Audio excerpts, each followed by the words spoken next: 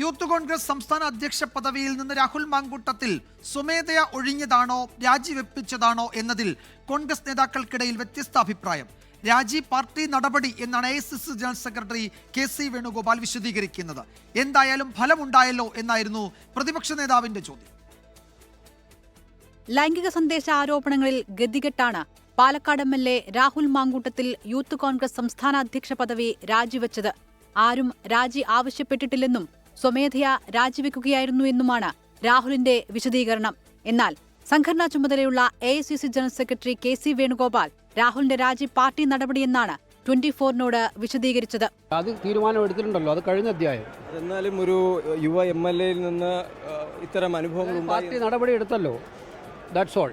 രാഹുലിനെ പാർട്ടി പദവിയിൽ നിന്ന് നീക്കിയിട്ടില്ലെന്നും ധാർമ്മികത ഉയർത്തിപ്പിടിച്ചുള്ള രാജിയെന്നും കേരളത്തിന്റെ ചുമതലയുള്ള AICC ജനറൽ സെക്രട്ടറി ദീപാദാസ് മുൻഷിയും പറഞ്ഞു. Get any complaint from any side, how we can do anything?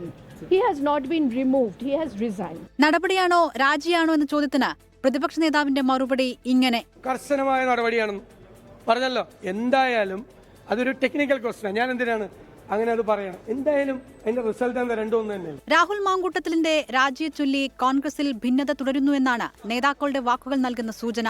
News desk 24.